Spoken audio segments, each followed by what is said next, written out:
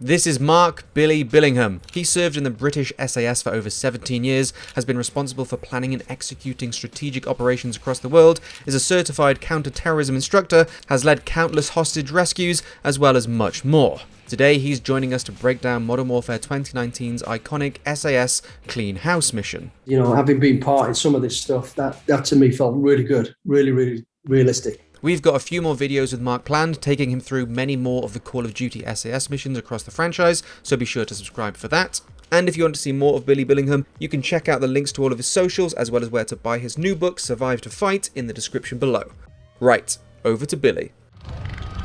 Sergeant Garrick, thanks to your intel, we tracked the Al-Qatala cell responsible for the Piccadilly attack to a townhouse in North London. 3 SAS teams will get inside and connect the dots. If the Wolf is in possession of the stolen Russian gas in Kazakhstan, we need to find him. The scenario is great. The setup, you know, something happening in a faraway land that's going to have a massive impact on something, and then related it back to a situation that led to the initial intel, like the bomb there going off in London and linking people. If you look back at the London bombings, that's kind of how it all started, and linked to things that the network opened up all around the globe. You know, nobody expected it to be as big as it was, and this is basically, so the scenario is basically what I'm saying is pretty good, pretty realistic. Be advised, there may be non-combatants on target. Check your shots. Verbal there was say, you know, there will be unarmed civilians involved. It goes without saying, but it does get said. You know, we just remind ourselves that although it's aggressive, it's still sensitive. Targets are up, boys. Let's kick this off.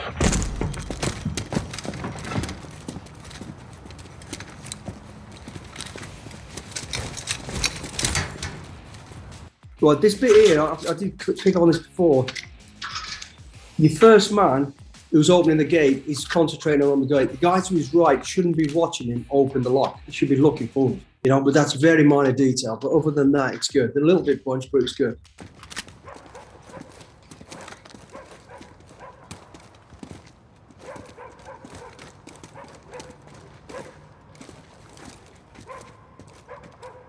Bravo 6. Moving on the rear garden. Bravo 6, this is Alpha 2. About to enter the West Alley. Copy. Okay, so it's a simultaneous attack. We've got verbal and visual comms, which is good, you know, and you're doing a simultaneous attack. So the first thing you want to do is, as you're breaching, okay, it's very controlled as well on the communications. It'll be Alpha 1's in position, Bravo 1's in position. Everybody's into one position. We're all outside the building. All call signs, stand by, move. So now everybody's moving. So now I'm expected to see somebody come down the alleyway. Because although he's moving forward, he looks down the alleyway and he tells you somebody else is moved to their position. You get that, but that would be more control, because that could have been anybody, to be honest. You know, you've seen somebody, is that the guy's moving, is that the enemy? So just a very minor point, but just something to bear in mind.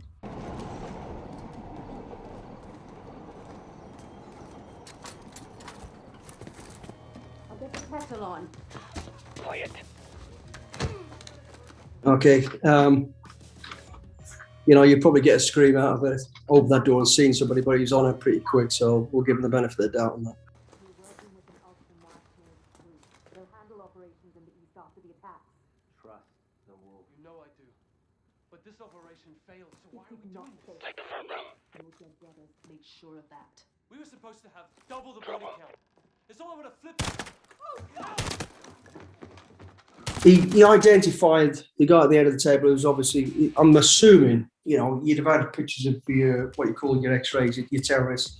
So I've identified him. But the thing with that is, in a fucking law court today, you'd be lucky. Why did you shoot him? Why didn't you detain him? You could say his hands are not seen. He could have a weapon on him. He could have. You know, that might be a good reason for that person at the front to make that decision. That's his decision. But looking at that there, you know, you don't see a weapon threat. What should have possibly, might have gone in, he's just gone in, give him a quick challenge without trying to, you know, create too much of a fuss. There is a weapon on the table, which the guy to the left went for, so that's fair game. Bearing on intelligence, though, you know, they may be using IEDs, you know, an initiation packet under the table or next to him, which you could have just grabbed, so that justifies the existence of what you're doing. So just bear that in mind. But otherwise, yeah, it's good movement. Entering through the front door.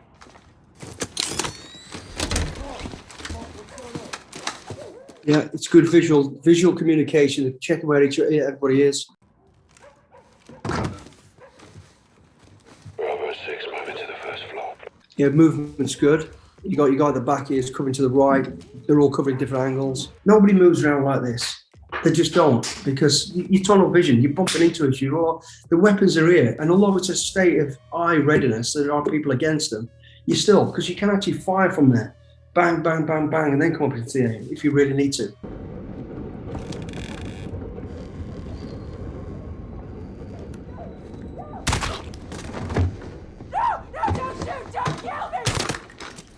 See, the thing with this now for me is there's been a number of shootings, people screaming and shouting. So this is now what is called gone noisy. You know, we're still moving pretty tactically, which is fair enough, but it's gone noisy. People are screaming and shouting. There'd be lights on everywhere probably. And for us, it's probably now best.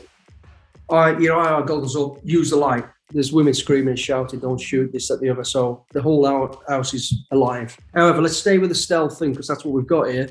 The movement's good. The target indication's good and it's aim shots. It's not automatic and craziness. The other bits and pieces you've got there is obviously what you don't see on this, which is fair enough, is as you take a room and you've cleared it, if there's bodies in there or people in there, then you've got to leave people behind to contain it. Make sure the floor's secure.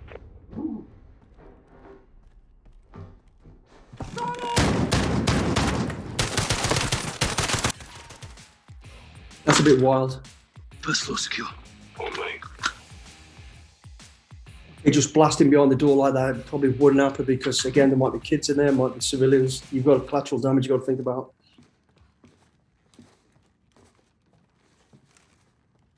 Bravo 6, moving to the second floor. Okay, yeah, floor clear, moving on.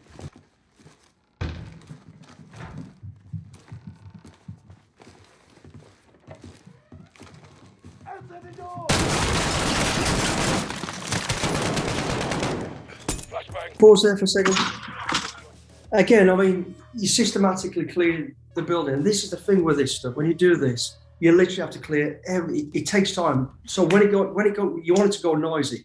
As soon as the first rounds have gone down, it's gone noisy. That's it. We're on. It's on. Let's go. Bang, bang, bang. And you've got to clear everything from the toilet, a cubbyhole, to, for that whatever reason, they went past that door there. I don't know why. It looks like they were going to leave that and go past it. Hence the reason he walked past it. Then he got a few rounds through the door, which it hit one of the. So we've got a casualty now. And then you can't go to automatic fire through a door because again, and we've had this. You know, gone into a target. Exactly that rounds are coming through the door. You've got to still suppress the fire and make sure you can see what you're aiming at. So basically, what you probably do there is just hold it outside the door, thunder flash in, create that distraction, door open immediately and in. See what you're shooting at. You can't just go shooting blind because inevitably what you will have is, and we've had it. I've had this. Kids lined up in there, rolled up in carpets, you know. So hence the reason again you can't just go throwing explosive grenades in there. Collateral damage is key. There will be kids in there. There's already women in there, as you see. So as opposed to they should have stacked on that door, cleared that room, and moved on. They didn't clear the room. They walked past it, paid the price, took a casualty, and like I said, the drills there have to become the same: controlled, aggressive, but fast. And you've got to identify a target. You can't just fire blind. Roger.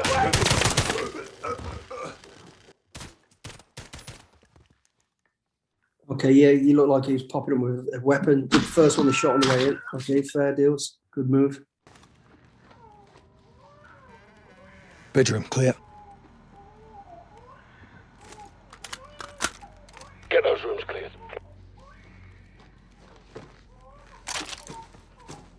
See, even more key of what I said earlier on there. It's gone really noisy now. Just get those lights on, get that shit up, and we can move a lot quicker. Right upstairs. Casualty there. What we do have is, you know, we'll have our own patrol medics. We're all, you know, patrol medic to a degree. But on most of the raids that we did, in places where we did these raids, the medic would be with us. He'd be at the back. So as you've already said, bottom floor was clear. So he'd be there. While you're clearing the first floor, he'd be outside. As soon as that first floor's cleared, he'd be coming in. So if there is casualties, he can go deal with it. You know what I mean? Because you can't afford to leave manpower behind. That's 25% of your firepower gone. And your team, it breaks up the teams. You've got to keep the teams together as best you can.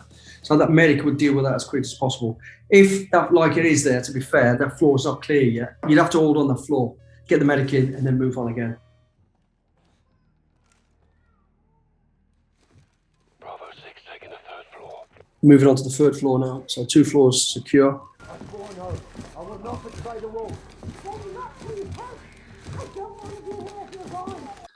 The movement's great. The crossing over arcs, keep it visual with each other is good.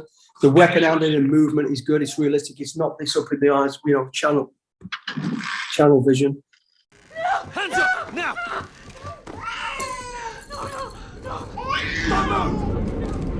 Secure. Shut the kid up.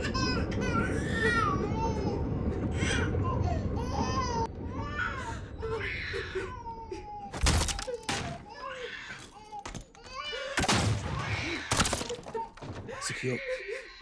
Last floor, take point, Sergeant.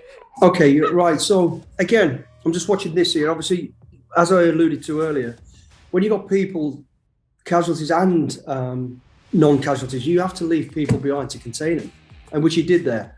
The guy stayed with the woman and the kid, got them suppressed. But then this guy here moving on, it does happen. I ain't going to say it don't happen. It does happen because you have to move quick. You just have to take that risk. But ideally, you won't move into that room until somebody's on your shoulder. There's 2 of us. Okay, as you get tapped on the shoulder, I'm with you. Let's go. But moving through and going down a corridor, he's flashbanged another room and he's gone in. He's gone in his own. It's a general rule we wouldn't do that, or we shouldn't do that. I ain't saying we don't do it.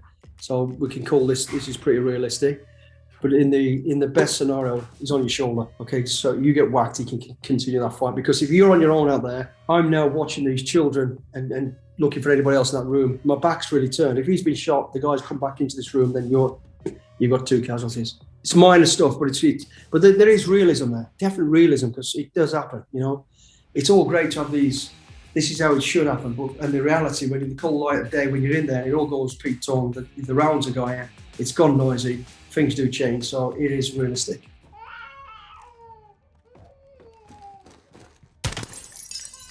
Again, he's moving on night vision goggles. The fact that you come into that room and there's light on there, you get blinded.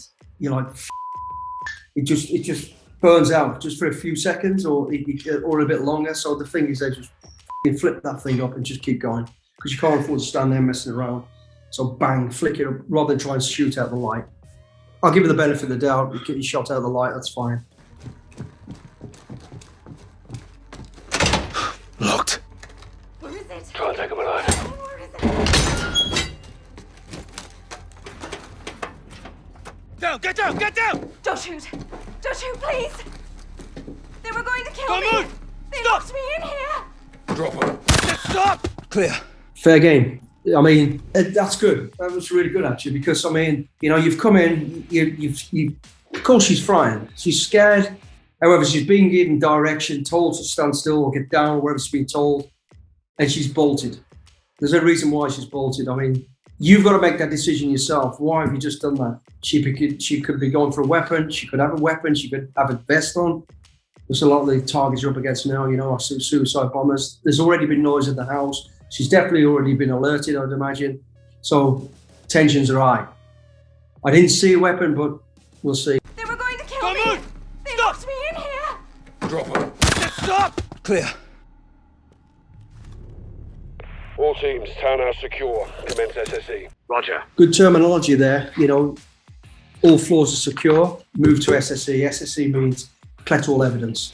This is now where you'll be identifying the bodies completely. You'll be taking all the information required off the hard drives, any weapons, any equipment, anything that's visual that you think, documentation, that's been collected now for evidence. You're really into the forensic side of it. And that's a quick process. So it does have to happen quick. So that's pretty good and pretty realistic from what I remember. She was going for a bloody detonator.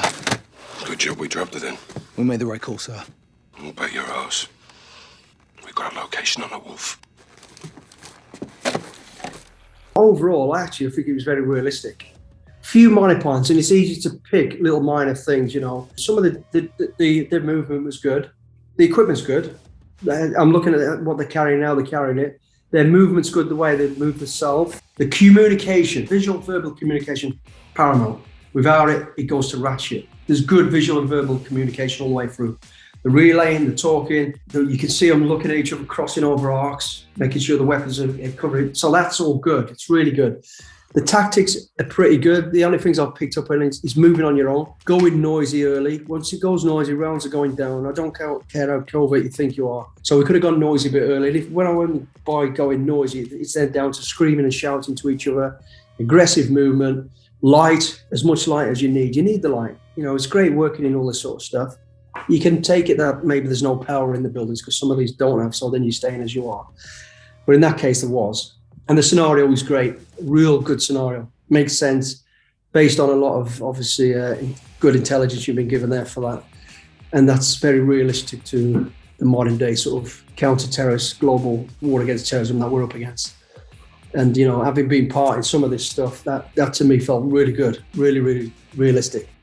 And to be fair, again, there are mistakes being made. It should be, because we make mistakes. As I said to you, we try to move in pairs all the time. Sometimes you get a little bit carried away and you're off on your own and you get away with it. But sometimes you might not. Overall, really, really good. I'm not a games person. That's just got me into it. It's got me hooked a little bit. I'll bet your house. Huge thanks to Billy Billingham for joining us on this video. If you enjoyed, make sure to hit the like button and subscribe as we've more on the way. And of course, be sure to check out Billy's new book, all the links to which will be in the description below. Thanks for watching.